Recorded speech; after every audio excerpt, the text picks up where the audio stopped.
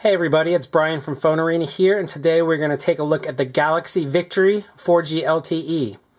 Now this is Sprint's latest 4G LTE device, and as the Galaxy name would imply, it is from Samsung. This slots in under the Galaxy S3 as the mid-range Android device, but offers many of the features that we saw on the original Galaxy.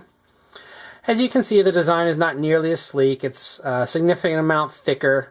It only features a 4-inch display as opposed to the 4.8-inch AMOLED panel found on the Galaxy S3. Samsung has gone with a 4-inch LCD panel this time, and while it might not be quite as good as its big brother, it's still a pretty good display. It has a WVGA resolution, it's pretty bright, fairly crisp, and unless you're reading it in really direct light, it holds up to pretty much anything you throw at it. A little bit different design down on the bottom here than we've seen in the past. Normally the glass of the display would go all the way down for these buttons. They almost look like physical buttons or like they're etched in, but they are indeed capacitive buttons. And you have the traditional Android home and back buttons as well as the menu. Samsung again is eschewing the app switcher button that Google is suggesting for ice cream sandwich devices. We do find Android 4.04 ice cream sandwich here. For the most part, this TouchWiz UX is the same as we found on the Galaxy S3, although there are some differences, such as the toggle switches don't slide over and bounce back. There aren't as many of them. Things like the Smart Stay eye tracking functionality is not in place, but overall it is pretty much the same, and it actually runs quite smoothly. The Galaxy Victory is powered by an S4 Lite processor. It's a dual-core 1.2 gigahertz, and it's got a gig of RAM and 4 gigs of internal memory, so pretty good in terms of the overall performance here. As you might expect, this is going to be loaded with all the various Samsung apps, things like their Media Hub, their S-Suggest, their Samsung apps. S-Voice, their voice competitor, is also on board. One of the things we do also see is the Sprint ID, which means this is an ID device, and while we have Samsung as the default pack, we can also switch to the My ID. And what that will do is actually it'll give us a stock Android launcher, which is kind of unique and very cool. Unfortunately, the apps still remain with their Samsung skins.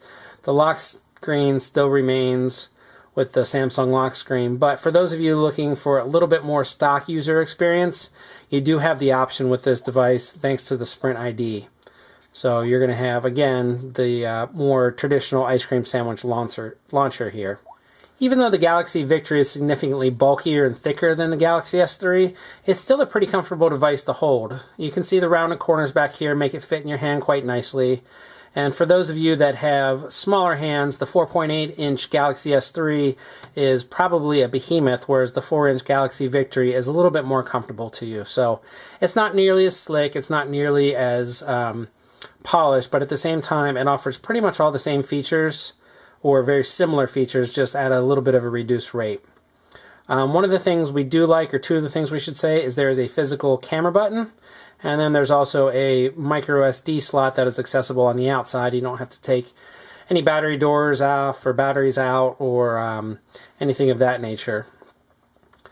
The 5-megapixel camera on the back is actually quite good. We were really surprised by how good pictures turned out. As you might expect, it's going to do better in direct sunlight and real strong lighting versus low light, but the LED flash did a good job of lighting up a dark room. While images still turned out a little bit grainy in those lower light situations, it was definitely enough to get the job done. The camera app is also capable of taking videos at 720p. Nothing too special in terms of the interface here. It should be pretty familiar, but overall a fairly easy interface, nice and simple to manipulate with your settings. And there's a decent amount of settings that some more advanced users can play with it a little bit. So overall, the camera performed better than we expected it to, and it's one of the better cameras that we've seen on mid-range devices. Another surprise for us was the browsing performance. We used the stock browser as well as loaded Google Chrome on it, and we found that the stock browser is actually a lot smoother in its zooming capabilities. When you zoom in and out, pinch to zoom, or double tap, it just performed a lot better than Chrome did for some reason. Chrome was a lot choppier. It just had a little bit of stutter to it, and for the first time in a long time, we actually preferred the stock browser to Chrome or some of the other third-party browsers. Kind of a little demonstration of how that just has a little bit more lag than the stock browser there. So this is one of the few devices we'd say probably want to stick with the stock browser. It performs quite fine. As you can see, it loads Flash content without a problem. All of our lovely ads are here on the side. So this browser is going to give you pretty much everything you need. It does run on Sprint's 4G network, so if you are blessed with LTE coverage, this is going to take advantage of it. Otherwise, it is a 3G device for now. But it does also have your standards like Wi-Fi, ABGN, NFC communication allows for the Android and the S-Beam. It also has Wi-Fi Direct for sharing, and it supports Bluetooth 4.0. So all of those connectivity options that you have come to expect are there.